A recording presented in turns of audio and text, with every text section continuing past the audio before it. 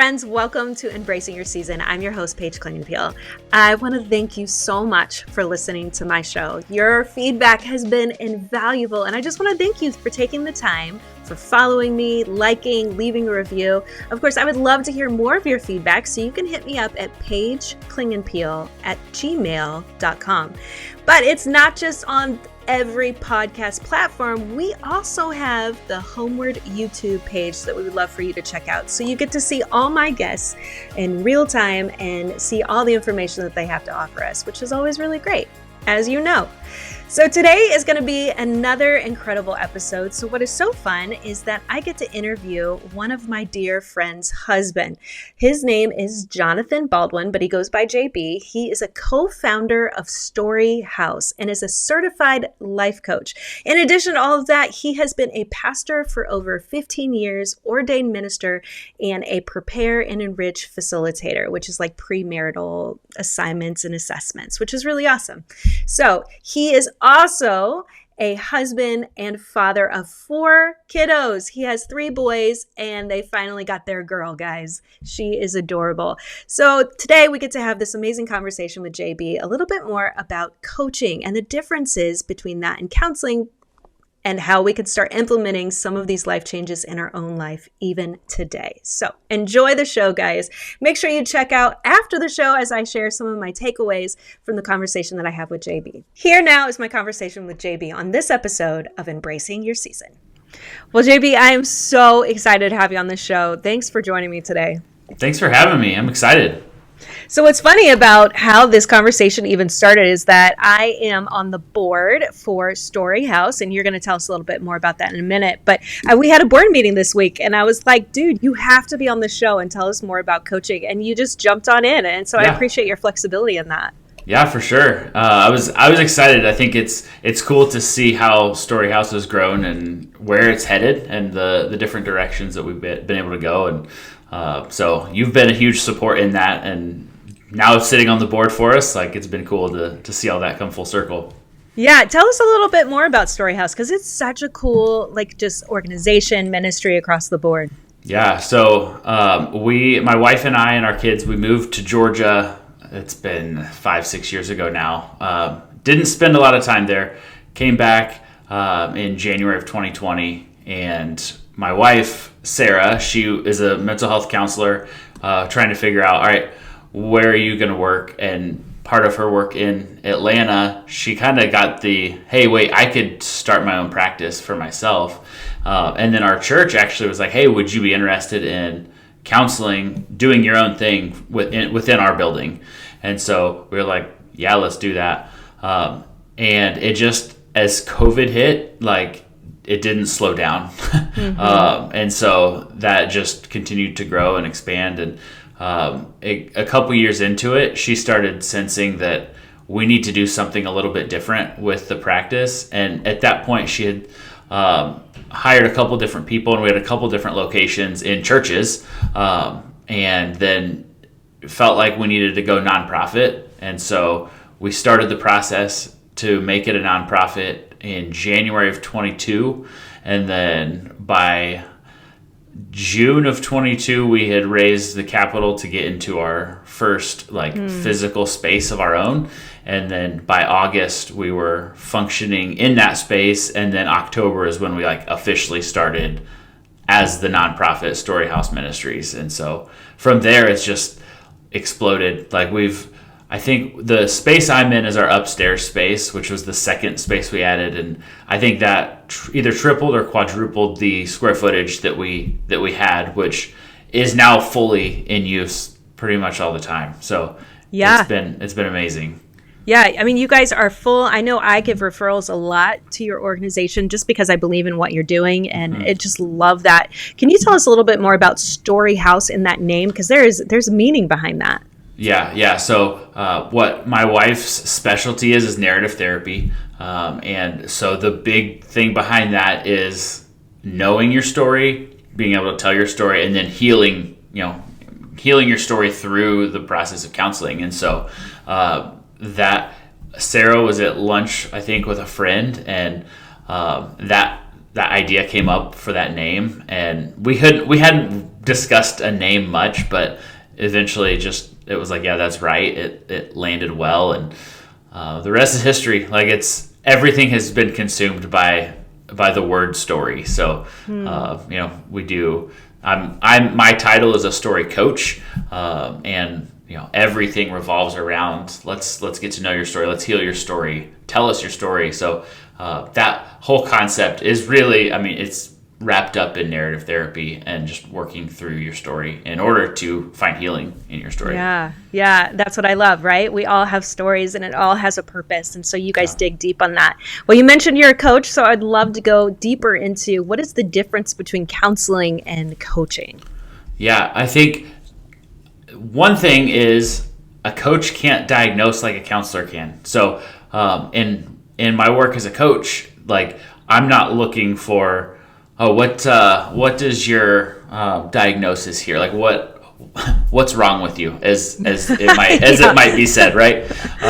And so I think a simplified way to look at it is a coach kind of looks at the future and accomplishing goals and improving, forward progressing, where a counselor takes a lot of look and does a lot of work in the past, and maybe there's trauma there, and figuring out how you got to where you're at, and then working through that, and then eventually progressing forward and saying, all right, what are the next steps that we can take? And so sometimes I feel like it's a coach is maybe like an entry-level counselor.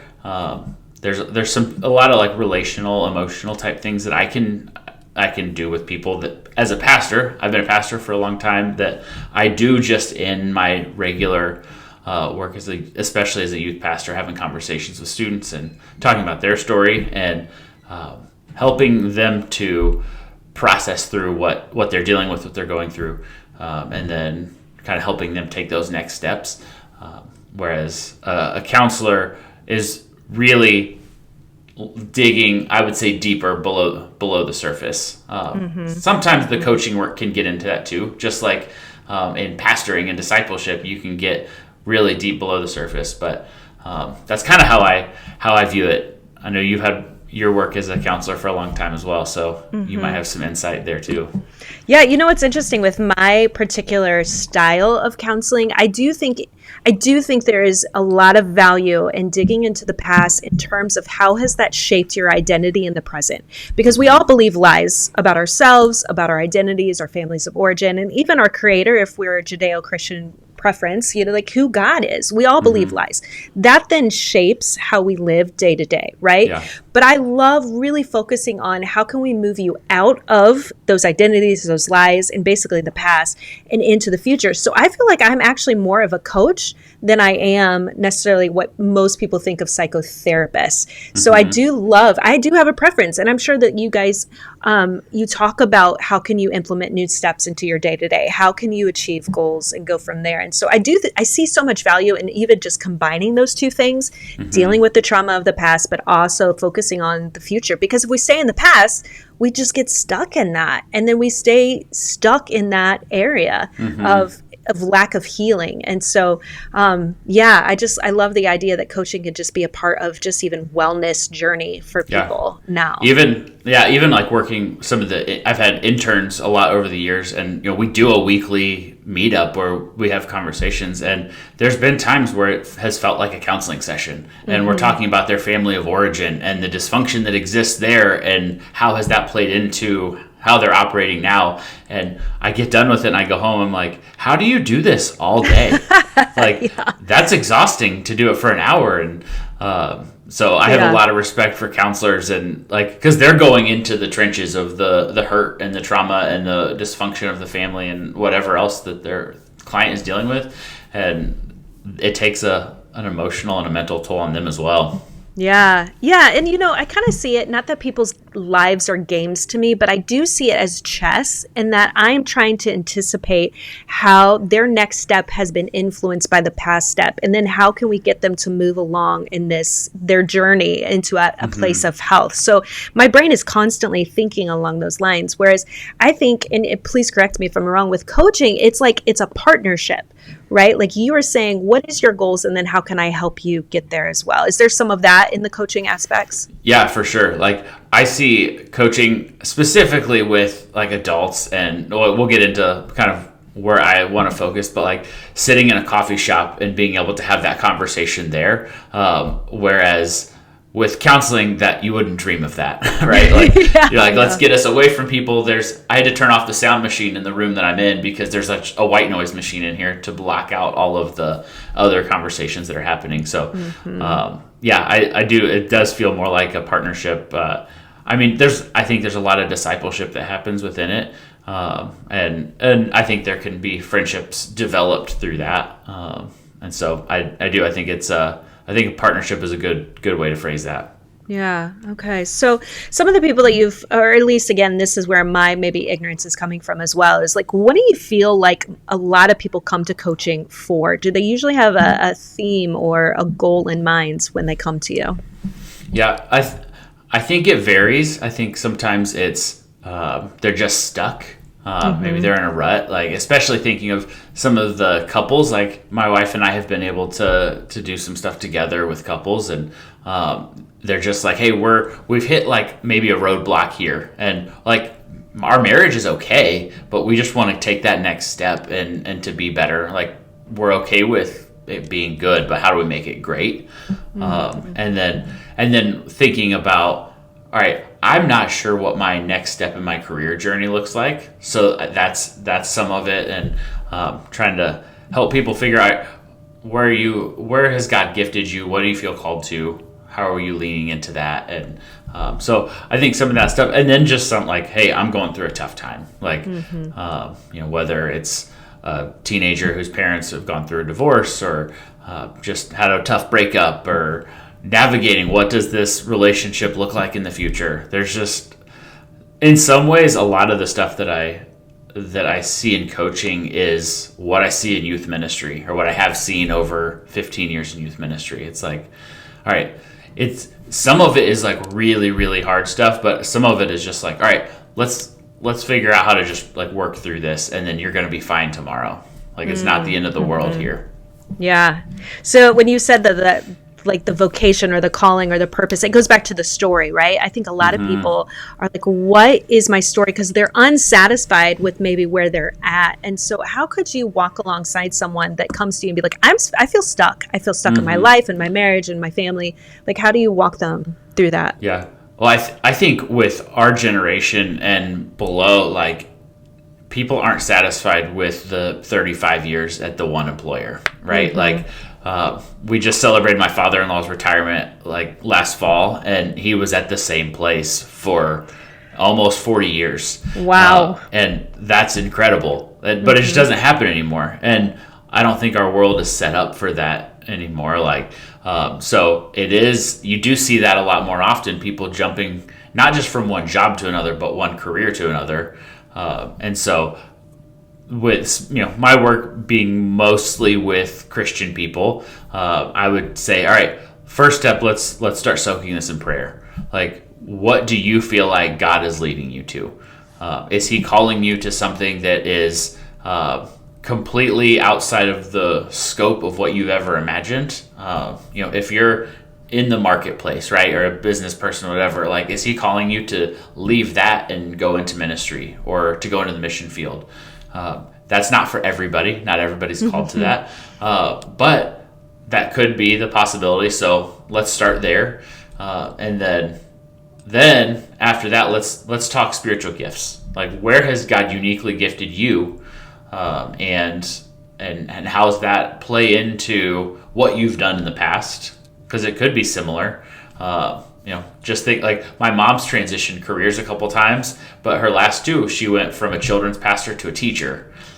A lot of very similar skills there. Our children's pastor, our church, was a teacher, and now she's a children's pastor. So there are some careers that are big changes, but a lot of similarities within them. And then after that, like, passions. What gets you excited? Maybe even what breaks your heart? Like, what injustice do you feel like you need to fight or stand up for? Maybe even the question of, what do you hate? Like, do you hate Excel spreadsheets? Then maybe let's avoid this world of accounting and numbers and all that. Yeah. I would even say, like, in kind of back to what I said before, in our world today, like just because you have a degree in a specific field doesn't mean that you need to use that degree. Churches, I think in particular, are more and more going away from you have to go to seminary, you have to have a Bible degree, or even you have to have any degree. Like if you are called and you're able to do the job and do it well, like let's bring you on board. It's getting the right people on the bus, not getting the most qualified people on the bus. Wow. So that's so reassuring knowing that, like, especially, I mean, I have, she's a junior, she's moving on to being a senior. We're looking at colleges and future. So we're having all these future conversations, which is bittersweet to me as a mama. And so she has a general idea of what she wants to do, which will require a college education. But at the same time, like you said, it's like, it doesn't always equate to landing in that vocation or that career the same along those lines. But talk a little bit about how do you help teenagers, youth who are just like struggling with what their future looks like? Yeah, I think part of it's the same process as with an adult. Like you have more time to figure it out. I think sometimes today our school systems combined with parents kind of put our teenagers in a box and like, you have to get on this track or your life isn't going to pan out the way it's supposed to. And I would be the first to say that's not true at all. Yes. I see so many students graduate that they still don't have any idea what they're going to do, and it's okay. Yeah. Like there tends to be more and more gap year programs where you can still do something that is fruitful and makes a difference, right? Like I feel like you look back 20 years ago, if I had went to my parents when I was about to graduate high school, I'm like, so I've got this idea. I'm going to take a year off. I'm not going to go to college. And I'm going to go like do mission work or work at a camp for a year. They would have been like, no, you're not. Like, right, exactly. Shut that no down. shot. And so I do think it's different now. Like there's a lot of people that can do that. They can kind of take a year to figure it out. And if they are considering ministry or missions or something like that, you can like really go test the waters of that. And it's not really a lot of skin off your back, right? It's not like you're hurting your future by taking that time. And really, high schoolers are graduating with so many college credits today that you're set up well. Like you can afford to take a year off, and it's not like you're going to graduate when you're 27. So I think it's starting in that same point, like with teenagers. Have you prayed about it? I think that's more the question, like to teenagers as opposed to adults. Like adults, like, all right, we're taking this step. Teenagers, like, have you spent any time with the Lord on it? And I'd say a lot of times, even with adults, it's like, well, no, not really, not about, like, not intentionally. Yeah. And so spending time in prayer with them and then encouraging them to pray about it. And most high schoolers probably haven't taken a spiritual gifts assessment.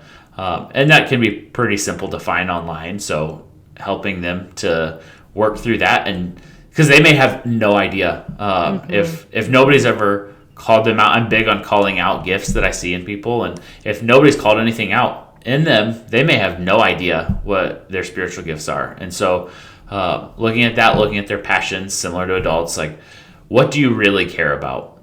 I don't think you have to have your favorite job in the world when you're 25.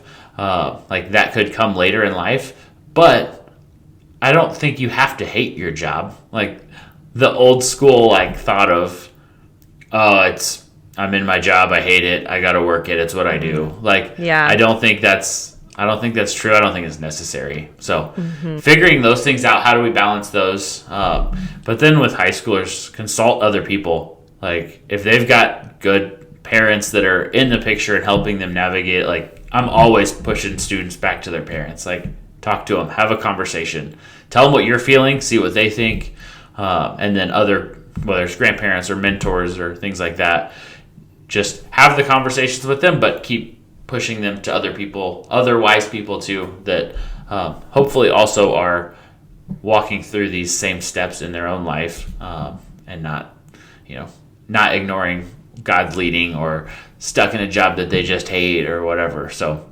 yeah, I think it's a similar process. What it actually reminds me of too is just like redefining success for ourselves and for our kids. I know that like a lot of success is defined by the role or the money or the house or the car. And it's like those things will never bring joy. They will never bring completion or contentment. Yet that's what we're continuing to push kids to, as if that's successful. Honestly, if we're using this guide or this rubric of figuring out what are you passionate about, what are your giftings, and it is not going to bring in tons of money. Like, let's be honest, people don't understand this about counseling. Like, I don't get paid a whole lot.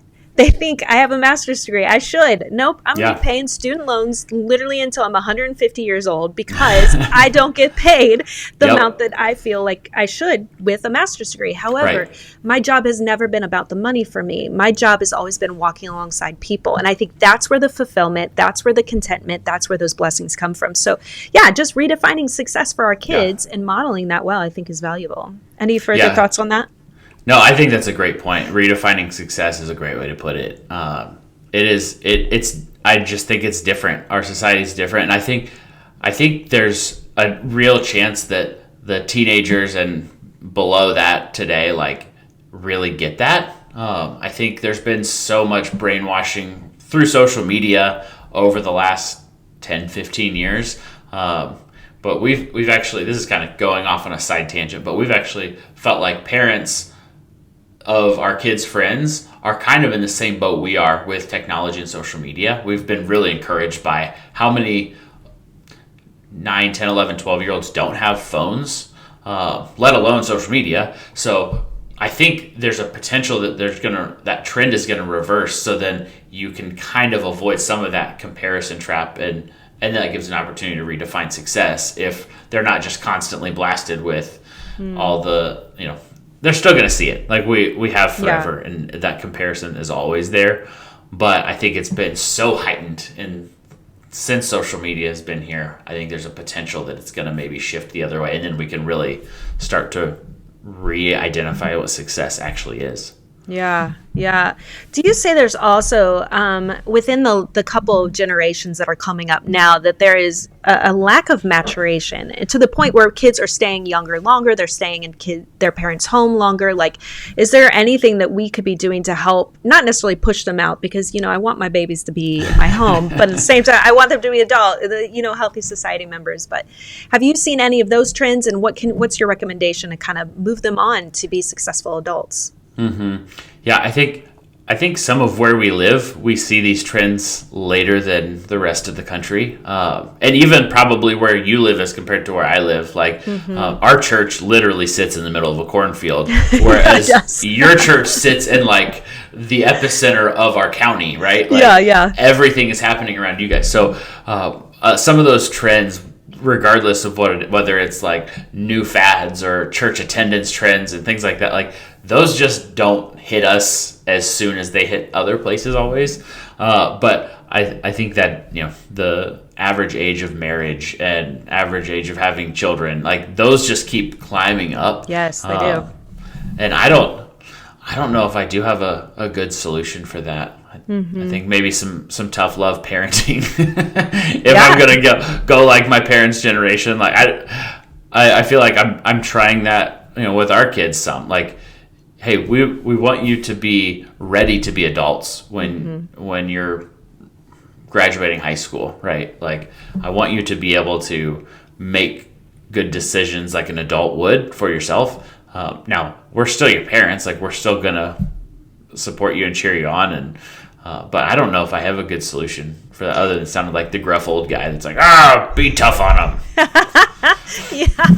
Tell me how that goes in your house. Yeah, right. See your kids respond to that. Well, I think actually your answer is pretty much what you said earlier, is like parents are supposed to be having these conversations with their kids from when they were young all the way up. Like, how have they been designed? When we tell them and show them and model for them that they have a story, that God has put a purpose on their life, then we're walking them through this almost mandate to use your giftings, to use the things you've been passionate about in the world around them. So in essence, it's basically just making sure we're having those conversations at home, and without the stressors of you need to decide your track in eighth grade. I think that's what it is now. It's like, as they're picking classes for their high school experience. In the state of Indiana now, they have these tracks where they're supposed to take, it's like gen eds or majors in college, where they're supposed to take the same type of classes throughout. And I'm like my daughter, for instance, she is taking, I think it's like interior design. The girl is not going to be an interior designer. I can tell you that right now, because the status of her room is a great representation. Right. No, but that's what aligned with her schedule. And now she has to consistently take those. No, the girl wants to be a teacher. Like, that's not in alignment. And so it's like, where do we allow kids to experience different experiences, where they allow the opportunities to try new things? That's why I love internships. Internships are amazing. Like, try it out. Absolutely. Figure it out. And failure rates, we need to allow kids to fail, to have mistakes. And but again, it starts with what you had said, is having those conversations, making sure that they are aware that their life has purpose, there is a story, that they have giftings, and they have passions for a reason. Yeah, I love that you brought up internships. Like, we have high school interns, we have college interns at our church. That's my full-time job as a pastor. So we have interns all the time, and some of them are like, hey, I'm maybe pursuing ministry, God may be calling me to ministry, but a lot of them aren't. And it's an opportunity to get them in, and they can see what we do on a day-to-day basis. And some of them have actually like taken that experience and said, hey, there's, taking the other steps as well. I feel like God's calling me to ministry, and I do enjoy what I've been able to do while I'm here. And I want to start taking those next steps and pursue that. And so, internships are very, very important, I think. Yeah, absolutely. I remember the one that I had in high school. Gosh, I was at a vet clinic, and because I love animals, still to this day, if I could pick a job, I would open a dog daycare. I know it's a real thing now. And I've asked my husband if he would allow me to do this, and his response is no. But, there's always time. I'm still young. But, I got to experience that, and also realize that I was not in the world of wanting to continue that. That was just not my area. And even my major, when I majored in college, isn't what I practice now. I'm a therapist. I'm a pastor. Like, it's just so cool how we just get to experience different things. And the Lord's in control of our life and our story. Yeah, and it's more acceptable to change careers now. Like, yes, it is. Yeah, it's not a big deal. Yeah. Well, JB, thank you so much for joining me and having this conversation today. I would love for people to find your information, maybe even reach out to you directly. Can you give us a place where we can find you? Yeah. So coaching-wise, storyhousecounseling.com is our website, and that kind of funnels everything where it needs to funnel. I'm on social media more than I would like to be, and I'm at jbaldy5 on everything. So I'm there. Nice. Yeah. Nice. And for those that are listening online, he is not bald, so I'm not sure why it's Baldy. Is it Baldwin? Is that why? It's Baldwin. Yeah. I don't know. I don't know where that came from. It's probably like a high school thing. Yeah. Yeah. Where it's maintained. Yeah, and it's actually my kids. That's in my kids. Well, it's my Fortnite name technically, but my kids use my name, so like all their friends. Then it's a thing. So it's now a thing. Yeah, send it when you're young. Gosh. Oh, wow. Thanks again so much for joining me, JB. We appreciate all your wisdom and knowledge and all that you do. So thank you. Absolutely. Thanks for having me. I appreciate you a lot. All right, friends, I hope that you enjoyed the conversation with JB. Isn't he such a cool guy? Like, I just love their family. I love their hearts. I'm glad you had an opportunity to learn a little bit more about Story House, because that is just such an amazing nonprofit that they're offering in my area. But I know that you can connect with them as well and see if they can offer some online telehealth conversations, because what they are doing is truly life-changing in people's lives. It helps them change their stories and live the life on purpose that God has designed for them. So let's talk a little bit about some of my takeaways today. What I loved is that we talked about when people feel stuck. Maybe you're out there. Maybe you get this. Maybe you're in a season where it's like you're in transition, but you don't know where your next steps are at. So JB walked us through some practical things that we can implement even today, tomorrow morning, whenever you plan to start, so that you can start taking those next steps in such a way that it provides direction and motivation to do and change the story and purpose that God has for your life. So the first one, he said, soak it in prayer. Anybody else out there that doesn't think to pray about decision making? Like, how funny is that? If we believe that we have a creator who loves us dearly and wants to have a relationship with us, and who obviously knows our life, why would we not go to him and say, hey, so what's your plan for my life? Like, how silly are we sometimes? So just taking that first step, just laying it at his feet and say, God, can you give me direction? I would love for you to tell me what your will is. That starts it out, and it positions our heart in such a way that then reminds us that we're not in control. We have free will and we can make choices, but wouldn't we rather do the will of our Creator, where we know it's going to bring goodness to our life and to our friends and our families? So that's the first thing. He says, next, check out your spiritual gifts. So we believe as Christians that when we come into a salvation relationship with Jesus Christ, that he then gives us the Holy Spirit. So in that, he gives us gifts so that we can act out not only our purpose, but we can bring him glory in the process. Those spiritual giftings can align with vocation, passions, mission, any of those things along the lines. But first we have to establish, what are those spiritual gifts? So the Bible tells us there's a list of those that you can check out, or you can go online and do an assessment. There's tons of free ones out there. I can't off the top of my head give you any direction in that regard, but definitely check out some of those that are online that you could just quickly take and then assess. Does this make sense? Does this align with what I'm familiar with myself? I always love talking to my friends too and saying, hey, does this align with what you're seeing in me as well? And I do know that there are sometimes giftings that we have that we don't particularly want to necessarily like act out, for instance, because we want maybe one of those gifts that are more forefront, that they get more attention. People always want to be on the worship stage, and singing, or they want to be the preacher, the teacher. But we have been designed as a big body in terms of needing every single portion of that body in order to be healthy and to equip the world to know Jesus. So take the assessment, figure out what your spiritual gifts are, ask your friends and your family if that is in alignment with what they're seeing you have as well. And I'm guaranteeing you there's going to be some really cool opportunities, because God knows that you need to build that muscle of those spiritual giftings. So he'll provide opportunities, and maybe you're already doing it, and that could be also another amazing opportunity. So thirdly, what are your passions? I love that JB talked about not only what are your passions and things that you like to do, what is things that make you angry? What are some injustices that you really detest? That can direct you on a path as well, whether vocationally, or maybe this is just a volunteer ministry opportunity that you can participate in, where you're using your giftings, you're using the passions that have been given to you. But taking these three things, soaking in prayer, assessing your spiritual gifts, and what are you passionate about, what a great start on the path of maybe changing or transitioning into a new role. And it's not necessarily something you'll get paid for. I would love for us all to be in a vocation where we get paid for our passion area, but that may not always be the case. Sometimes we work because we obviously need to pay our bills, but our ministries are outside of that. Your ministries in your home, your ministry and your passions can be serving the people around you, volunteering on the weekends. So just keep your eyes open to seeing what God is doing in you and through you so that you can be a blessing to the world around you. Another thing that I value with coaching in general, and I started implementing this in my own life, even with this podcast, for instance, in order to stay in alignment of what my ultimate goals are, I write down words that will inform the way that I interact with information, the way that I interact with people, so that I stay directed on that. So my goals have been achieved. So for instance, with this podcast, every time that I have an interview, or I look forward to an interview, or even just having conversations with you guys during my takeaways, I want to make sure I'm doing three things: that it's authentic, that it's practical, and that it's God honoring.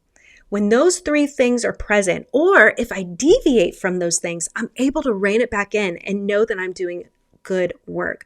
So today, why don't you assess, what are your goals? What is your character and values that you want to constantly implement, whether it's in your family, whether it's in your vocation?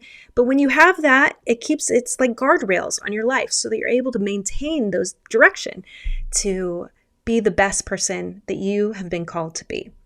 Thanks so much for listening to this episode of Embracing Your Season. Again, join us next week as we continue to have conversations that are hopefully encouraging and equipping for you and your family. Can't wait to talk to you next time.